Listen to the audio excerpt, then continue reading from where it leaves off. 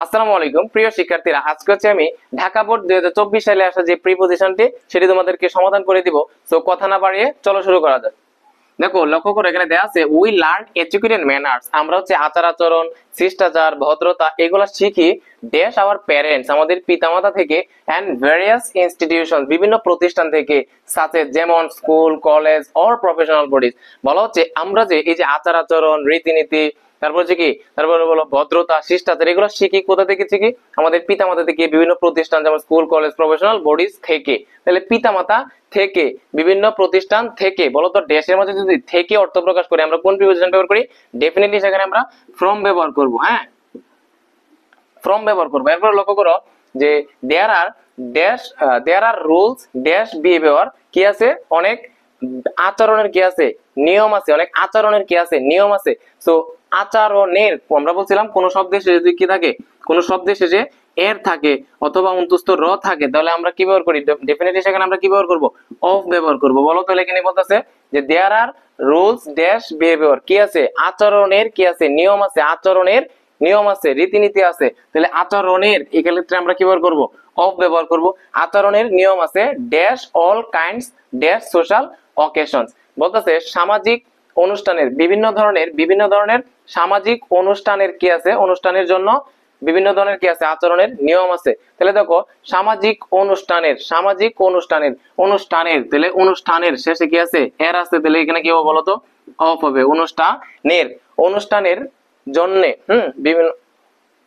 বিভিন্ন ধরনের সামাজিক অনুষ্ঠানের জন্য, বিভিন্ন ধরনের সামাজিক অনুষ্ঠানের জন্য কি আছে? আচরণের কি আছে? আচরণের রীতিনীতি আছে, নীতিমালা আছে, তারপর হচ্ছে কি আছে? বিধিবিধান আছে। তাহলে আমরা বলো এখানে কি বলতেছে?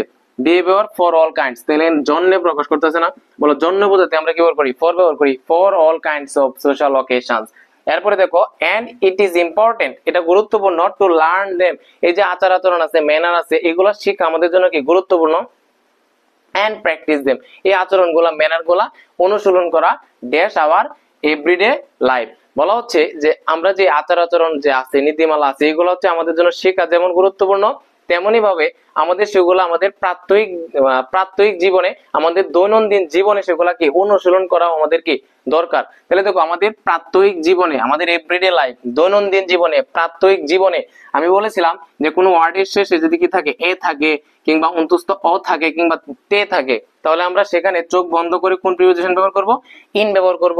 তাহলে বলো আমাদের দৈনন্দিন জীবনে, আমাদের প্রাত্যহিক জীবনে শেষে কি আছে? জীবনে এ আছে না? তাহলে বলো এখানে ড্যাশের মাঝে কি হবে? ইন হবে। In our everyday life. The manners that are correct, যে আচরণগুলা সঠিক dash a wedding reception, wedding মানে বিবাহ আর কি, যে আচরণগুলো হচ্ছে বিবাহ অনুষ্ঠানের জন্য কি কারেক্ট, সঠিক, will not do dash a debating club. বলা হচ্ছে যেই আচরণগুলা, ম্যানারগুলো একটা বিবাহ অনুষ্ঠানের জন্য সঠিক, সেগুলো আবার কি হইতে নাও পারে, একটা ডিবেটিং ক্লাবের জন্য সেগুলো কি না হইতে পারে? সঠিক না হইতে পারে। একটা বিবাহ অনুষ্ঠানের জন্য যেরকম রুলস আছে, ম্যানার্স আছে, হ্যাঁ, তারপর হচ্ছে বিহেভিয়ার আছে, এইগুলা আবার তোমার কি না হইতে পারে? এটা ডিবেটিং ক্লাবের জন্য সেটা সঠিক না হইতে পারে। ধরো বিবাহ অনুষ্ঠানে তুমি যেটা করতে পারবা সেটা আবার তুমি ডিবেটিং ক্লাবে করতে পারবা না, বা ডিবেটিং ক্লাবে যেটা করতে পারবা সেটা আবার কি করতে পারবা না? বিবাহ অনুষ্ঠানে করতে পারবা না। এটার মধ্যে একটা পার্থক্য আছে। তাহলে বলো এখানে কি বলতেছে যে the manners that are correct for a wedding reception, একটা বিবাহ অনুষ্ঠানের জন্য যে আচরণগুলো সঠিক will not do, সেগুলো সঠিক নাও হইতে পারে for a debating club, সেগুলো একটা ডিবেটিং ক্লাবের জন্য কি না হইতে পারে? সঠিক নাও হইতে পারে। তাহলে এখানে বলো এখানে দুই জায়গায় কি ব্যবহার করতেছে? জন্য অর্থ প্রকাশ করতেছে। এখানে দেখো তুমি আরেক ভাবে যদি চিন্তা করো, তুমি অন্য একটা প্রিপজিশন ব্যবহার করতে পারবা। কিভাবে ব্যবহার করতে পারবা? লক্ষ্য করো, আমি যদি এখানে বলি the manners that are correct, যে আচরণগুলো সঠিক ড্যাশ এ ওয়েডিং রিসেপশন, বিবাহ অনুষ্ঠানে যে আচরণগুলো সঠিক, will not do a debating club, সেগুলা একটা তর্ক বিতর্ক ক্লাবে কি না হইতে পারে? তর্ক বিতর্ক ক্লাবে সেগুলা সঠিক নাও হইতে পারে। তাহলে বিবাহ অনুষ্ঠানে, আবার হচ্ছে তর্ক বিতর্ক ক্লাবে, দুইটার মাঝে, ক্লাবের মাঝেও কি আছে? শেষে এ আছে। আবার বিবাহ অনুষ্ঠানে সেখানেও কি আছে? এ আছে। তাহলে তো আমরা জানি এ থাকলে আমরা কি ব্যবহার করতে পারি? তুমি চাইলে কি বিবাহ অনুষ্ঠানে এ বিভক্তি যদি তুমি চিন্তা করো, তাহলে তুমি এখানে ইন দিবা। আবার দেখো যে ক্লাবে বিভিন্ন তর্ক বিতর্ক, ক্লাবেও মানে আছে কি আছে এ আছে, তাহলে এ থাকলে তুমি কি ব্যবহার করতে পারবা, এখানে ইন ব্যবহার করতে পারবা। তুমি চাইলে দুইটার মাঝে ফর দিতে পারবা। আবার যদি এ বিভক্তি চিন্তা করো অনুষ্ঠানে, তারপর হচ্ছে কি তর্ক বিতর্ক ক্লাবে, তাহলে তুমি এখানে ইনও ব্যবহার করতে পারবা। আই থিঙ্ক তুমি বুঝতে পারছো বিষয়টা। therefore we have to be careful, অতএব আমাদের কি কি থাকতে হবে, সতর্ক থাকতে হবে, ড্যাশ ইটিকিউট এন্ড ম্যানার্স, ইটিকিউট এবং ম্যানার সম্পর্কে আমাদের কি থাকতে হবে, সচেতন থাকতে হবে, সতর্ক থাকতে হবে। মনে রাখবা কেয়ারফুল এর পরে অলওয়েজ কি হয়, অ্যাবাউট হয়। কেয়ারফুল অ্যাবাউট, কোনো কিছু সম্পর্কে সতর্ক থাকা, সচেতন থাকা, এটা হচ্ছে একটা অ্যাপ্রোপ্রিয়েট প্রিপোজিশন। কেয়ারফুল অ্যাবাউট, সবসময় কেয়ারফুল এর সাথে কি হবে, অ্যাবাউটই হবে। হ্যাঁ, কেয়ারফুল অ্যাবাউট, কেয়ারফুল অ্যাবাউট, এটা নোট ডাউন করে রাখো যে কেয়ারফুল অ্যাবাউট মানে কোনো কিছু সম্পর্কে সতর্ক থাকা, এটা একটা অ্যাপ্রোপ্রিয়েট প্রিপোজিশন। এরপরে বলা হচ্ছে উই নো, আমরা জানি, হাউ ইম্পর্টেন্ট, কতটুকু গুরুত্বপূর্ণ, it is to say please and thank you, আমরা জানি কতটুকু গুরুত্বপূর্ণ এই ওয়ার্ড গুলা বলা। কোনগুলা, একটা হচ্ছে দয়া করে প্লিজ, এন্ড হচ্ছে কি thank you, dash everyday life, প্রাত্যহিক জীবনে আমরা জানি এই ওয়ার্ড গুলো কত গুরুত্বপূর্ণ। দেখো তুমি এমন কোন দিন আছে যে তুমি বলো না প্লিজ, তুমি বলো না থ্যাংক ইউ। একজনের একটু উপকার করলেই তো তুমি কি বলো, থ্যাংক ইউ। একজনের কাছ থেকে কোনো কিছু চাইলে, কোনো কিছু আমরা যদি বিনয়ের সাথে চাই, তাহলে আমরা বলি না যে প্লিজ, দয়া করে। এই ওয়ার্ড গুলো আমরা দৈনন্দিন জীবনে মানে আমাদের ব্যবহার করতেই হয়। তাহলে এই জন্য বলতেছে এখানে যে therefore we have to sorry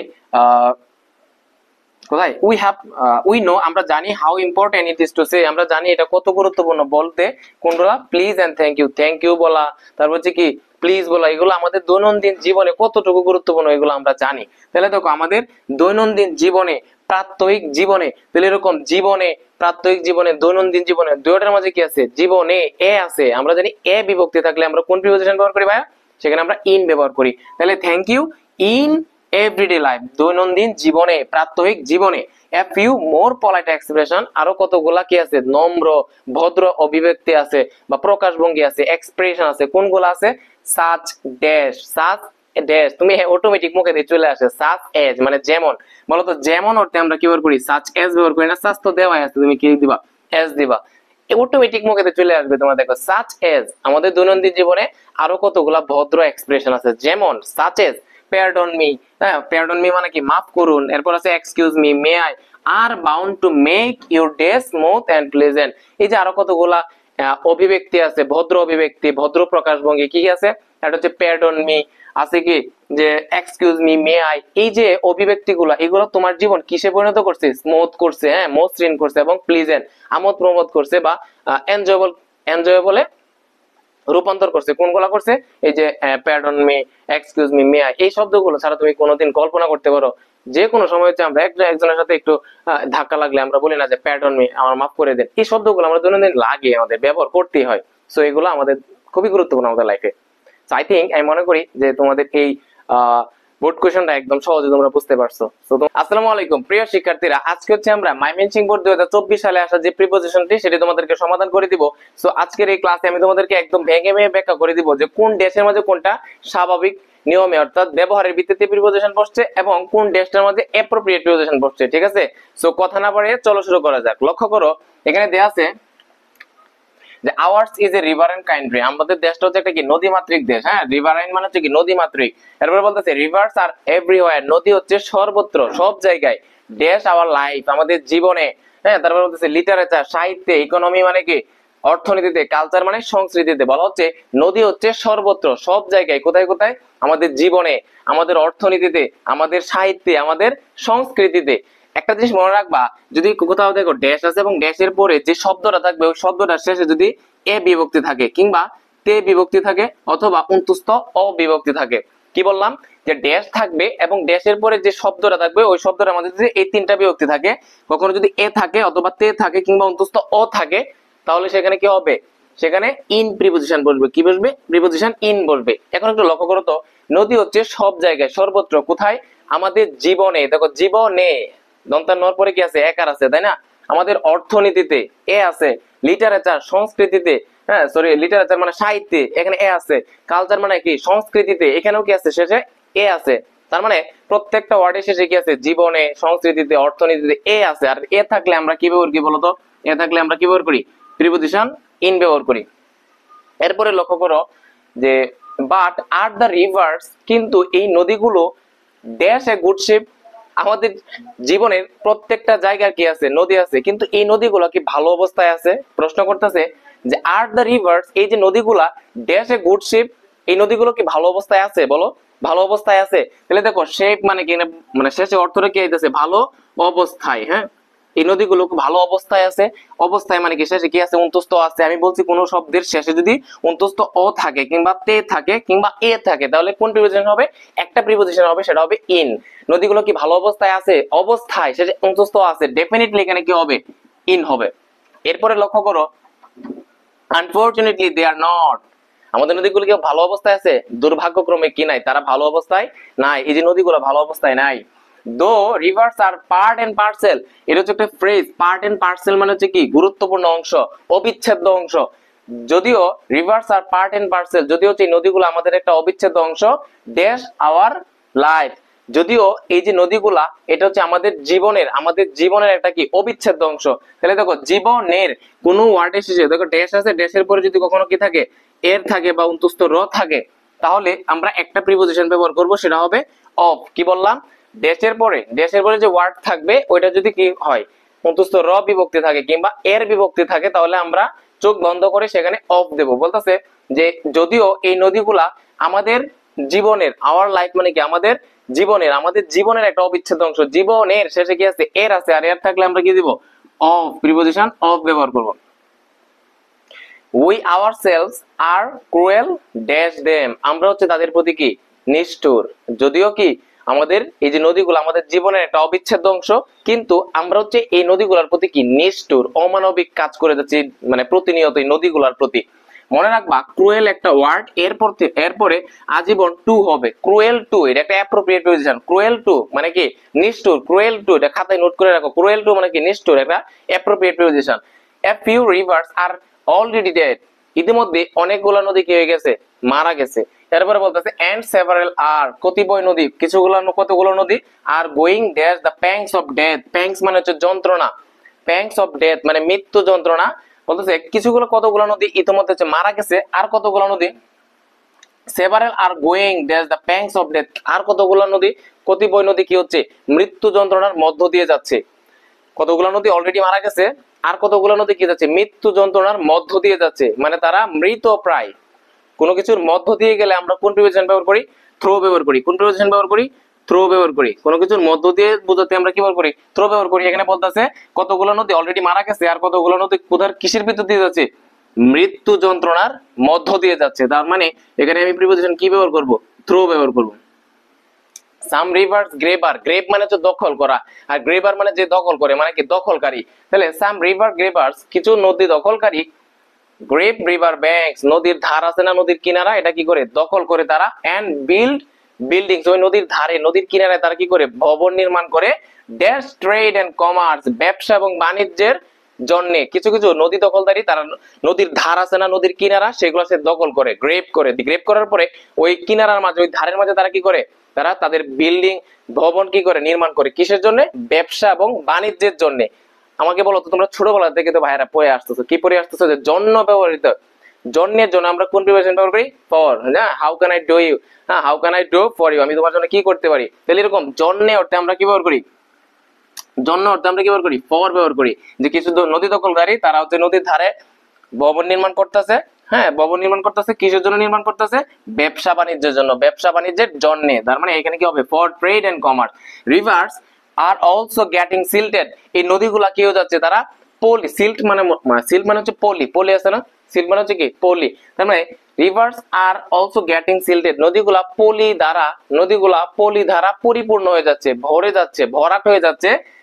dash deforestation, বন উজাড়ের কারণে। এই যে আমাদের যে বন উজাড় করতেছি, বৃক্ষ নিধন করতেছি, এই বৃক্ষ নিধনের কারণে এই নদীগুলা কি হয়ে যাচ্ছে, পলি দ্বারা আবদ্ধ হয়ে যাচ্ছে, পলি দ্বারা পূর্ণ হয়ে যাচ্ছে। তার মানে বলো, কোনো কিছুর কারণে অর্থে আমরা কি ব্যবহার করি, তুমি চাইলে এখানে ডিউ টু ব্যবহার করতে পারো। ডিউ টু মানে কি, কারণে। তুমি চাইলে এখানে কি ব্যবহার করতে পারো, ফর। ফর হচ্ছে কি, কারণে অর্থে প্রকাশ করে। তাহলে নদীগুলা পরিপূর্ণ হয়ে যাচ্ছে কিসের কারণে, বন উজাড়ের কারণে, ডেফরেস্টেশনের কারণে। তার কারণে তো তুমি ডিউটি দিতে পারো, ফর দিতে পারো, চাইলে তুমি এখানে বিকজ অফ দিতে পারো, মানে কি কারণে, বিকজ অফ মানে কি কারণে, একটা প্রিপোজিশন।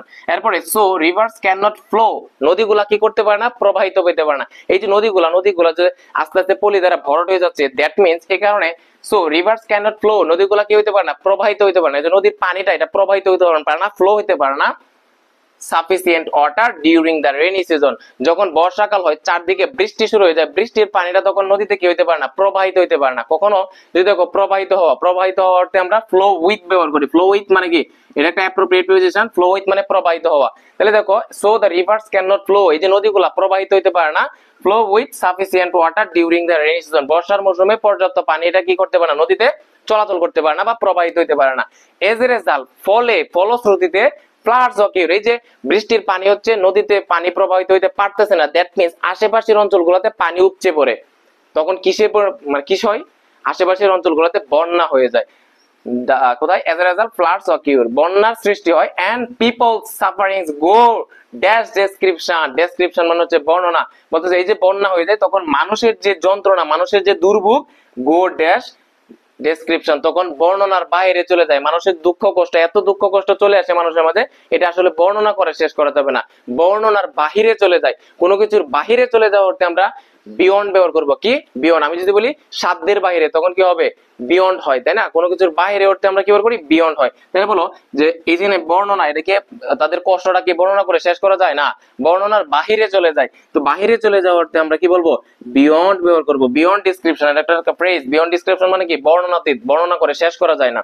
এরপরে বলো then rivers become source of sufferings, তখন হচ্ছে এই নদীগুলা কিসের উৎসে পরিণত হয়, দুঃখ দুর্দশার দুর্ভোগের উৎসে পরিণত হয়। ইনস্টিড ড্যাশ ব্লেজিং, আশীর্বাদের পরিবর্তে, নরমালি নদীগুলো হচ্ছে আমাদের আশীর্বাদ, তাই না? নদী দিয়ে আমরা কত কাজই তো সহজে করতে পারি, কিন্তু এই নদীগুলা তখন কিসে পরিণত হয়, আশীর্বাদের পরিবর্তে দুর্ভোগে পরিণত হয়, দুর্দশায় পরিণত হয়, কষ্টের একটা কারণ হিসেবে পরিণত, কষ্টের একটা দুর্ভোগের একটা উৎসে পরিণত হয়। তাহলে বলো আশীর্বাদের পরিবর্তে, পরিবর্তে হচ্ছে আমরা ইনস্টিড এর পরে কি ব্যবহার করি, অফ ব্যবহার করি, একটা অ্যাপ্রোপ্রিয়েট পজিশন। যে ইনস্টিড অফ, পরিবর্তে, ইনস্টিড অফ ব্লেজিং, আশীর্বাদের পরিবর্তে এই নদীগুলা তখন কিসের উৎসে পরিণত হয়, দুর্ভোগের উৎসে পরিণত হয়। আই থিঙ্ক তুমি যদি আমার এই ক্লাসটা আজকে করে থাকো, এই বই মানে ময়মনসিংহ বোর্ডের যে প্রিপারেশনটা আসছে তোমার মতো, মানে পানির মতো তুমি বুঝতে পারছো। আসসালামু আলাইকুম প্রিয় শিক্ষার্থীরা, আজকে হচ্ছে আমরা যশোর বোর্ড 2024 সালে আসা যে প্রিপোজিশনটি সেটি তোমাদেরকে সমাধান করে দিব। সো কথা না বাড়িয়ে চলো শুরু করা যাক। দেখো লক্ষ্য করো, এখানে দেয়া আছে ইন বাংলাদেশ, বাংলাদেশে the legal age dash marriage, বলতেছে বাংলাদেশে বিবাহের বৈধ বয়স ড্যাশ গার্লস, মেয়েদের জন্য ইজ 18। এখানে দেখো কি কথাটা বলতেছে ভাই, যে বাংলাদেশে মেয়েদের জন্য বিবাহের বৈধ বয়স, বলো তো এখানে ড্যাশ আছে, কি আছে, ড্যাশ আছে। একটু দেখো তো, দা লিগ্যাল এজ বৈধ বয়স ড্যাশ ম্যারেজ, মানে হচ্ছে বিবাহের বৈধ বয়স, লিগ্যাল এজ বিবাহের বৈধ বয়স। তাহলে বিবাহের শেষে কি আছে, এর আছে। আমরা জানি কোনো একটা ওয়ার্ডের শেষে এর থাকলে, কোনো একটা শব্দের শেষে এর থাকলে, এর অন্তস্থ র থাকলে, বলো ওই ড্যাশ আমাদের কোন প্রিপোজিশন হয়, অফ ব্যবহৃত হয়। কি ব্যবহৃত হয়, অফ ব্যবহৃত হয়। এরপরে বলো বিবাহের বৈধ বয়স কাদের জন্য, মেয়েদের জন্য বিবাহের বৈধ বয়স। তাহলে বলো মেয়েদের জন্য অর্থে আমরা কোন প্রিপোজিশন ব্যবহার করি, ফর ব্যবহার করি। তাহলে দেখো অর্থটা কি হচ্ছে, দা লিগ্যাল এজ অফ ম্যারেজ, বিবাহের বৈধ বয়স ফর গার্লস, মেয়েদের জন্য বিবাহের বৈধ বয়স ইজ 18, হয় কত, 18 বছর। এরপরে লক্ষ্য করো, however 30% of our girls, যা হোক 33% আমাদের মেয়েরা গেট ম্যারিড, তাদের কি হয়ে যায়, বিয়ে হয়ে যায়, বিফোর দে আর 15, আমাদের বাংলাদেশে 33% মেয়েদেরই কি হয়ে যায়, বিয়ে হয়ে যায় কখন, 15 বছর বয়স হওয়ার পূর্বে, 15 বছর বয়স হওয়ার পূর্বে। হ্যাঁ 33%, 30% মানে কিশোরীদের কি হয়ে যায়, বিয়ে হয়ে যায়, কিশোরী মেয়েদের। এরপর বলতেছে and 60% dash them become mother's. বলো তো আমি কি বলছি, বলো যে and 60% ড্যাশ দেম, এই যে 30% মেয়েদের, কিশোরী মেয়েদের যে বিয়ে হয়ে যায়, এই 30% এর আবার কত, 60%, 30% মেয়েদের কি হয়, বিয়ে হয়ে যায় 15 বছরের আগে, এবং এই 30% এর 60%, 30% মেয়েদের 60% বা 30% এর 60%। তাহলে বলো 30% এর শেষে কি আছে, অন্তঃস্থ আছে বা এর আছে। তাহলে বলো 30% এর, এই যে 30% মেয়ে 15 বছর আগে বিয়ে হয়ে যায়, ওই 30% এর আবার 60%, এই যে দেখো তাদের, এই যে 30% মেয়েদের, তাদের 60% কি হয়ে যায়, বিয়ে হয়ে যায়। তাহলে এর অর্থে আমরা কি ব্যবহার করি বলতো, অফ ব্যবহৃত হলো 60% অফ দেম। এই যে এখানে দেম বলতে কাদের বোঝাইতেছে, যে 30% মেয়ে যাদের 15 বছর বয়সের আগে বিয়ে হয়ে যায়, তাহলে দেখো এই যে 30% মেয়েদের আবার 60% কি হয়ে যায়, মা হয়ে যায়। Dash the time they reach 19, তারা হচ্ছে 19 বছরে পদার্পণ করা আর আগে বা 19 বছর বয়স হওয়ার সাথে সাথে তারা কি হয়ে যায়, মা হয়ে যায়। প্রথমত হচ্ছে তোমার বাংলাদেশে 30% মেয়ে কি হয়ে যায়, 15 বছরের আগে তাদের বিয়ে হয়ে যায়। আবার এই 30% এর মাঝে আবার 60% এর কি হয়ে যায়, 19 বছরের আগে তাদের কি হয়ে যায়, মা হয়ে যায়। তাহলে বলো এখানে কোনো একটা সময়ের সাথে সাথে বা কোনো একটা নির্দিষ্ট সময়ের পূর্বে অর্থে আমরা বাই ব্যবহার করি। হ্যাঁ, by the time they reach 19, 19 বছরের পদার্পণের সাথে সাথে, 19 বছর হওয়ার সাথে সাথে এই যে 30% 60% মেয়েরা কি হয়ে যায়, মা হয়ে যায়। এরপরে বলতেছে when an adolescent girl gets married, যখন একটা কিশোরী মেয়ের কি হয়ে যায়, বিয়ে হয়ে যায়, she usually drops, সে সাধারণত কি হয়, সাধারণত সে ঝরে পড়ে, অফ স্কুল থেকে সে ঝরে পড়ে। তাহলে বলো এখানে হচ্ছে একটা অ্যাপ্রোপ্রিয়েট প্রিপোজিশন আছে, ড্রপ এর সাথে সব সময় আউট হয়, কি হয়, ড্রপ আউট প্রিপোজিশন বসে। ড্রপ আউট মানে ঝরে পড়া, ড্রপ আউট মানে কি, ঝরে পড়া। তুমি যেখানে ড্রপ দেখবা এরপরে কোনো ড্যাশ থাকলে তুমি সেখানে আউট প্রিপোজিশন ব্যবহার করবা। ড্রপ আউট মানে কি, ঝরে পড়া। তাহলে এই যে মেয়ে কিশোরী মেয়েদের বিয়ে হয়ে যায়, সে ইউজুয়ালি ড্রপ, সে সাধারণত ঝরে পড়ে, ড্রপ আউট অফ স্কুল, সে সাধারণত স্কুলের থেকে ঝরে পড়ে। নর্মালি একটা মেয়ে যদি 6, 7 বা 8, 9, 9, 10 পড়াশোনা করে, যখন সে বিয়ে হয়ে যায় তখন তো তার শ্বশুর বাড়িতে চলে যায়, তখন সে স্কুল থেকে ঝরে পড়ে, স্কুলে তার আর পড়া হয়ে ওঠে না। এরপরে বলতেছে দাস লজেস হার মোবিলিটি, এভাবে সে কি হারিয়ে ফেলে তার যে গতিশীলতা। হ্যাঁ, সে যে পড়াশোনা করলো, তার যখন সামনের দিকে সে অগ্রসর হলো, এই যে গতিশীলতা সেটা থেমে যায়, সেটা স্ট্যাটিক হয়ে যায়, স্থির হয়ে যায়, কারণ সে তো বিবাহ বন্ধনে আবদ্ধ হয়ে যায়, পড়াশোনা করার সুযোগ থাকে না। সে গেটস কনফাইন্ড, সে আবদ্ধ হয়ে যায়, কিসে আবদ্ধ হয়ে যায়, ফুল টাইম ওয়ার্ক, সার্বক্ষণিক কাজে। একটা জিনিস মনে রাখবা, কনফাইন্ড এর সাথে আজীবন সেখানে টু হবে, এটা একটা অ্যাপ্রোপ্রিয়েট প্রিপোজিশন। কনফাইন্ড টু মানে আবদ্ধ হয়ে যাওয়া, কোনো একটা জায়গায় কোনো একটা বিষয়ে কি হয়ে যায়, আবদ্ধ হয়ে যাওয়া। কনফাইন্ড টু মনে রাখবা, নোট ডাউন করে রাখো, কনফাইন্ড টু আবদ্ধ হয়ে যাওয়া, কনফাইন্ড টু আবদ্ধ হওয়া। তাহলে এই যে she gets confined, সে আবদ্ধ হয়ে যায়, টু ফুল টাইম ওয়ার্ক, সার্বক্ষণিক কাজে সে আবদ্ধ হয়ে যায়, dash her in laws house, তার শ্বশুর বাড়িতে, হাউসহোল্ড, হাউস মানে হচ্ছে গৃহস্থালীর কাজকর্ম, মানে হচ্ছে পারিবারিক কাজ। হ্যাঁ, তাহলে বলো হাউসহোল্ড মানে পারিবারিক বা গৃহস্থালী এরকম আর কি। যখন তাদের বিয়ে হয়ে যায় তখন সে কি হয়ে যায়, সার্বক্ষণিক শ্বশুর বাড়িতে গৃহস্থালীর কাজকর্মে বা গৃহস্থালিতে পারিবারিক কাজে সে কি হয়ে যায়, সার্বক্ষণিক কাজে সে আবদ্ধ হয়ে যায়। তাহলে বলো পারিবারিক কাজে বা শ্বশুর বাড়িতে, সেখানে কি আছে, কাজে বলো এ আছে, শ্বশুর বাড়িতে বলো কি আছে, এ বা তে আছে। তাহলে বলো কাজে এ আছে, শ্বশুর বাড়িতে এ আছে বা তে আছে। এ থাকুক, অন্তস্থ অ থাকুক বা তে থাকুক, আমরা কোন প্রিপোজিশন ব্যবহার করি, ইন ব্যবহার করি। বলো কি ব্যবহার করি, in her in laws house, তার শ্বশুর বাড়িতে, হাউসহোল্ড তার শ্বশুর বাড়ি, পারিবারিক কাজে, হ্যাঁ বা গৃহস্থলীর কাজে সে কি হয়ে যায়, আবদ্ধ হয়ে যায়। এরপরে বলতেছে সে লজেস সোশ্যাল স্ট্যাটাস, তার যে সামাজিক একটা অবস্থা থাকে, সে অবস্থান থেকে কি পড়ে, সেই অবস্থানটা সে হারিয়ে ফেলে। এন্ড অল দা অপরচুনিটি, সকল ধরনের সুবিধা, ড্যাশ ইকোনমিক ইন্ডিপেন্ডেন্স, তার যে একটা অর্থনৈতিক স্বাধীনতা আছে, সে সকল মানে অর্থনৈতিক স্বাধীনতার সকল ধরনের সুযোগ সুবিধা থেকে সে কি হয়, বঞ্চিত হয় বা সে সেটা হারিয়ে ফেলে। তাহলে বলো অর্থনৈতিক স্বাধীনতার সুবিধা, তাহলে অর্থনৈতিক স্বাধীনতা শেষে কি আছে, অন্তস্থ র আছে, স্বাধীনতার অন্তস্থ র থাকলে কি হয়, অফ হয়। কি ব্যবহৃত হয় বলো, অফ ব্যবহৃত হয়। অপরচুনিটিস অফ ইকোনমিক্স ইন্ডিপেন্ডেন্স, তার সকল ধরনের যে অর্থনৈতিক স্বাধীনতার যে সুযোগ সুবিধা আছে সেখান থেকে সে কি পড়ে, বঞ্চিত হয়ে পড়ে, সে কি পড়ে, ছিটকে যায়, সে সেটা হারিয়ে ফেলে। এরপরে বলতেছে হার ইনলস হাউস, তার শ্বশুর বাড়িতে দেখো বাড়িতে শেষে কি আছে, তে আছে, আমরা জানি শেষে কোনো একটা শব্দের শেষে তে থাকলে, এ থাকলে, অন্তত অ থাকলে সেখানে কোন প্রিপোজিশন হয় ভাইয়া, সেখানে হয় ইন হয়। বলো কি হয়, তে থাকুক, এ থাকুক বা অন্তত অ থাকুক, কোনো একটা শব্দের শেষে যদি এগুলো থাকে, তুমি চোখ বন্ধ করে সেখানে কোন প্রিপোজিশন দিবা ভাই, বলো ইন দিবা। বলো কি দিবা, ইন দিবা। বাড়িতে, শ্বশুর বাড়িতে শেষে কি আছে, তে আছে, আমরা জানি তে থাকলে কোন প্রিপোজিশন বসে ভাইয়া, সেখানে ইন প্রিপোজিশন বসে। তাহলে কি হবে, ইন হার ইনলস হাউস, তার শ্বশুর বাড়িতে সে গেটস মার্জিনালাইজড। এই অর্থটা অনেকেই জানো না। মার্জিনালাইজড মানে হচ্ছে তোমার কি, অবহেলিত। কি হয়, অবহেলিত মানে তার কথার কোনো দাম নাই বা সে সকল ধরনের সুযোগ সুবিধা পায় না, সে কি হয়, একটু মার্জিনালাইজড, সে হচ্ছে একটু প্রান্তিকীকরণ হয় বা অবহেলিত হয়ে যায়। একটা মেয়ে যখন অল্প বয়সে বিয়ে হয়ে যায় তখন তার কথা কেউ শোনে না শ্বশুর বাড়িতে, এবং তাকে তার যে অধিকার, সে অধিকার সে ঠিক মতো পায় না। তার মানে সে কি হইতেছে, অবহেলিত হইতেছে, সে ইগনোরড হইতেছে, হ্যাঁ, সে মার্জিনালাইজ হইতেছে।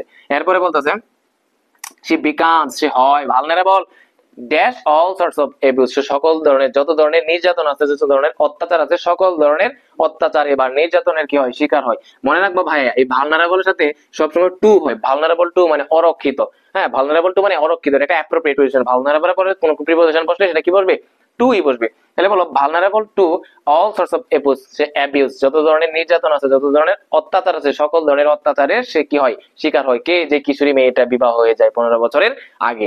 এরপরে বলো কি বলতেছে এখানে, she becomes vulnerable to all sorts of abuse including dowry related violence, সে সকল ধরনের অত্যাচারের তো শিকার হয়, সাথে মানে সাথে কি থাকে, সে যৌতুক রিলেটেড ভায়োলেন্স, যৌতুক রিলেটেড যে নির্যাতন আছে বা সহিংসতা আছে সেটার সাথে সাথে সকল ধরনের নির্যাতনের সে কি হয়, শিকার হয়। ঠিক আছে, যখন নরমালি একটা মেয়ে যখন অল্প বয়সে বিয়ে দেয় তখন তাকে যৌতুক রিলেটেড তাকে। আসসালামু আলাইকুম প্রিয় শিক্ষার্থীরা, আজকে হচ্ছে আমরা চট্টগ্রাম বোর্ড 2024 সালে আসা যে প্রিপোজিশনটি সেটা তোমাদেরকে সমাধান করে দিব। সো কথা না বাড়িয়ে চলো শুরু করা যাক।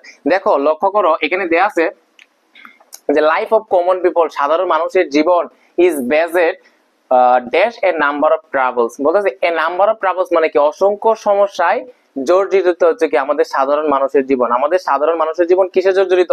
অসংখ্য সমস্যায় জর্জরিত। একটা জিনিস মনে রাখবা, বেসেড হচ্ছে এমন একটা ওয়ার্ড এর সাথে সবসময় কি হয়, উইথ হয়। বেসেড উইথ মানে কি জর্জরিত, বিজড়িত বা হচ্ছে কি পরিপূর্ণ। তাহলে বেসেড with a number of travels মানে কি অসংখ্য সমস্যায় পরিপূর্ণ, অসংখ্য সমস্যায় বিজড়িত। তাহলে বলো এই যে পরিপূর্ণ থাকা অর্থে বা জর্জরিত থাকা অর্থে আমরা কোন প্রিপোজিশন ব্যবহার করি? বেসেড উইথ। বেসেডের পরে অ্যাপ্রোপ্রিয়েট, বেসেডের পরে সবসময় কি ব্যবহৃত হয়?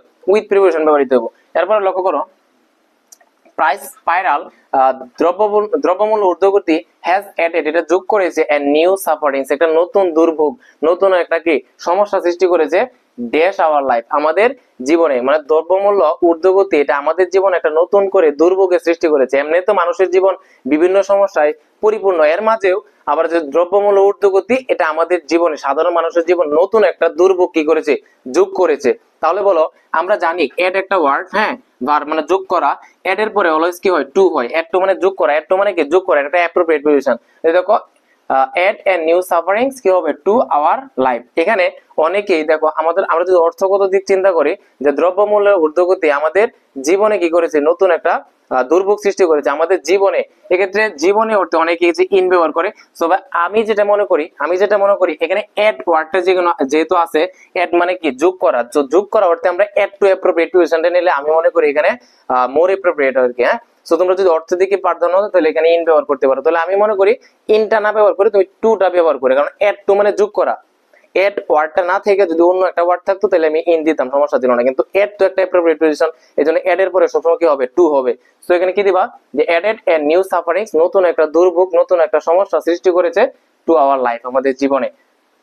ইনডিড, প্রকৃতপক্ষে প্রাইস অফ ডেইলি কমোডিটিস, মানে নিত্য দিনের বা নিত্য প্রয়োজনীয় যে দ্রব্যাদি আছে, পণ্য দ্রব্য আছে, হ্যাজ গন, এটা চলে গিয়েছে dash ability of the common people, এই যে আমাদের সাধারণ মানুষ আছি, সাধারণ মানুষের যে ক্ষমতা, সক্ষমতার বাইরে চলে গেছে। কি চলে গেছে? এই যে দ্রব্যমূল্যের ঊর্ধ্বগতি, হ্যাঁ, বা নিত্য প্রয়োজনীয় দ্রব্যের মূল্য, যে নিত্য প্রয়োজনীয় দ্রব্যের মূল্য হ্যাজ গন, এটা চলে গিয়েছে dash ability of the common people, সাধারণ মানুষের সাধ্যের বাইরে চলে গেছে। তার আমি বলছিলাম একটা ক্লাসে, কোনো কিছুর বাইরে চলে যাওয়া, সাধ্যের বাইরে চলে যাওয়া, এক্ষেত্রে বাইরে চলে যাওয়া, বাইরে অর্থে আমরা কি ব্যবহার করি? বিয়ন্ড প্রিপোজিশন ব্যবহার করি। কি ব্যবহার করি? বিয়ন্ড প্রিপোজিশন ব্যবহার করি। এরপরে দেখো lack dash supervision is responsible dash it, তাহলে দেখো লেক মনে রাখবা, লেক অফ মানে অভাব, লেক অফ মানে কি অভাব, এটা একটা অ্যাপ্রোপ্রিয়েট পজিশন। লেক এর পরে কখনো যদি ড্যাশ থাকে তুমি চোখ বন্ধ করে সেখানে কি কোন প্রিপোজিশন ব্যবহার করবা? অফ ব্যবহার করবা। লেক অফ অভাব, লেক অফ মানে কি অভাব, লেক অফ সুপারভিশন তদারকির অভাবে বা তদারকির অভাবের জন্য কি হইতাছে, ইজ রেসপন্সিবল ফর ইট, এই যে তদারকির যে কি বলে, তদারকির যে অভাব বা তত্ত্বাবধানের যে অভাব, এটা হচ্ছে কিসের দায়ী? এই যে দ্রব্যমূল্য ঊর্ধ্বগতি হচ্ছে না, এই দ্রব্যমূল্য ঊর্ধ্বগতির প্রধান কারণ হচ্ছে কি এই যে সুপারভিশনের অভাব। তাহলে বলো রেসপন্সিবল, রেসপন্সিবলের পর একটা প্রিপোজিশনে বসে সেটা কি হয়? ফর হয়। রেসপন্সিবল কি হয়? ফর হয়। রেসপন্সিবল ফর মানে দায়ী, রেসপন্সিবল ফর মানে কি দায়ী। দেখো এই প্যাসেজটার মাঝে বা তুমি এখানে দেখবা 7 থেকে 8টাই অ্যাপ্রোপ্রিয়েট পজিশন থেকে আসছে। তার মানে তুমি বুঝতে পারতেছো প্রিপোজিশনের মাঝে অ্যাপ্রোপ্রিয়েট পজিশনের যে সিগনিফিকেন্সটা বা ইম্পর্টেন্সটা কতটুকু। ঠিক আছে ভাই, তোমার 200 থেকে 250 তোমার খুবই মোস্ট ইম্পর্টেন্ট তোমার কি আছে, অ্যাপ্রোপ্রিয়েট পজিশন আছে, এগুলো যদি মুখস্থ করতে পারো 6-7টা তুমি হুবহু কমন পারবা, আর 3-4টা তোমার সাধারণ ব্যবহারের ভিত্তিতে আসবে। আচ্ছা, এরপরে লক্ষ্য করো, তারপরে কি জানতে পারলাম এখানে যে রেসপন্সিবল ফর মানে কি দায়ী। সাম ডিসঅনেস্ট বিজনেসম্যান, কিছু অসৎ ব্যবসায়ী, ডেভয়েড ড্যাশ মোরালিটি, মোরালিটি মানে কি নৈতিকতা, হ্যাঁ, মোরালিটি মানে কি নৈতিকতা। তাহলে সাম ডিসঅনেস্ট বিজনেসম্যান, কিছু ব্যবসায়ী মানুষ, devoid devoid of morality, devoid of মানে কি বিবর্জিত, হ্যাঁ নীতিহীন এরকম আর কি। ডেভয়েড অফ মানে কি বিবর্জিত, ডেভয়েড হচ্ছে একটা ওয়ার্ড, এরপরে অলওয়েজ কি হবে অফ হবে, এটা একটা অ্যাপ্রোপ্রিয়েট পজিশন। ডেভয়েড অফ মানে বর্জিত, হ্যাঁ বিবর্জিত, ডেভয়েড অফ মানে কি বিবর্জিত। তাহলে বলা হচ্ছে সাম ডিসঅনেস্ট বিজনেসম্যান, কিছু ব্যবসায়ী, কিছু কি অসৎ ব্যবসায়ী, ডেভয়েড অফ মোরালিটি মানে নীতি বা বিবেক বর্জিত কিছু ব্যবসায়ী, অসৎ ব্যবসায়ী, হোয়াট গুডস, হোয়াট মানে তোমার কি মজুদ রাখা, নিজের গুডানো রাখা, মানে মানুষের জানানো যে মাল নাই কিন্তু নিজের মজুদে রাখা, এরকম মানে কি ওয়ার্ড। তাহলে সাম ডিসঅনেস্ট বিজনেসম্যান, কিছু অসৎ ব্যবসায়ী, ডেভয়েড অফ মরালিটি নৈতিকতা বিবর্জিত কিছু অসৎ ব্যবসায়ী, হোয়াট গুডস, এখানে গুড মানে কি ভালো না, এখানে গুডস মানে কি পণ্য, কিছু নীতি বিবেক বিবর্জিত কিছু ব্যবসায়ী, অসৎ ব্যবসায়ী, তারা কি করে তাদের পণ্যগুলা হোয়ার্ড করে, তাদের গুডানের মধ্যে কি রাখে মজুদ করে রাখে, ড্যাশ কুইক প্রফিট কি দ্রুত মুনাফা লাভের জন্য, দ্রুত মুনাফা লাভের জন্য কিছু অসৎ ব্যবসায়ী তারা কি করে তাদের পণ্যগুলা মজুদ করে রাখে। তাহলে বলো কিসের জন্য, দ্রুত মুনাফা লাভের জন্য। আমি বলেছিলাম ড্যাশের মাঝে যদি জন্য অর্থ প্রকাশ করে তুমি একটা প্রিপজিশনে ব্যবহার করো, সেটা কি হবে ফর হবে। বলো ফর কুইক প্রফিট মানে দ্রুত মুনাফা লাভের জন্য। এরপর দেখো the government should take punitive action, punitive মানে হচ্ছে শাস্তিমূলক, পিউনিটিভ মানে কি শাস্তিমূলক। বলতেছে এখানে দ্য গভর্নমেন্ট শুড সরকারের উচিত টেক পিউনিটিভ অ্যাকশন একটা শাস্তিমূলক একটা পদক্ষেপ নেওয়া উচিত, কিসের জন্য বা কাদের জন্য, দোজ পিপল যারা হচ্ছে তোমার কি করে পণ্যদ্রব্য কি করে তারা ক্রেতাদেরকে বলে পণ্যদ্রব্য নাই, তারা হচ্ছে পণ্যদ্রব্য গুলো কি করে হোয়ার্ড করে রাখে, মজুদ করে রাখে, এই যে কাজ যারা করে এটার কারণে তো দ্রব্যমূল্য ঊর্ধ্বমুখী হয়। ওই সকল মানুষের জন্য কি করা দরকার, সরকারের একটা শাস্তিমূলক ব্যবস্থা নেওয়া উচিত। তাহলে বলো কাদের জন্য শাস্তিমূলক ব্যবস্থা নেওয়া উচিত, ফর দোজ পিপল, এই যে ওই সকল মানুষদের জন্য যারা হচ্ছে দ্রব্যমূল্য কি রাখে হোয়ার্ড করে রাখে। তাহলে দেখো জন্য অর্থে আমরা কি ব্যবহার করি, বা এখানে নরমালি ফর না ব্যবহার করে তুমি এই প্রিপজিশনটা ব্যবহার করো যে বিরুদ্ধে, ওই সকল মানুষের বিরুদ্ধে তুমি সরকারের কি নেওয়া উচিত শাস্তিমূলক একটা অ্যাকশন নেওয়া উচিত। তাহলে বিরুদ্ধে অর্থে আমরা কি ব্যবহার করতে পারি, এখানে এগেইনস্ট ব্যবহার করতে পারি, কি ব্যবহার করতে পারি এগেইনস্ট ব্যবহার করতে পারি। তাহলে তুমি এখানে ফর ব্যবহার করতে পারো অথবা কি এগেইনস্ট ব্যবহার করতে পারো। ওই সকল মানুষের বিরুদ্ধে কি দরকার, ওই সকল ব্যবসায়ীর বিরুদ্ধে সরকারের একটা অ্যাকশন নেওয়া উচিত। তাহলে ফর ব্যবহার করতে পারো অথবা এখানে এগেইনস্ট ব্যবহার করতে পারো। এরপরে লক্ষ্য করো people of all works dash life, এটা একটা কি বলে phrase, all works of life মানে হচ্ছে তোমার সর্বস্তরের মানুষ, অল ওয়ার্কস অফ লাইফ মানে কি সর্বস্তরের মানুষ। তাহলে বলো people of all works of life সর্বস্তরের মানুষ শুড কোঅপারেট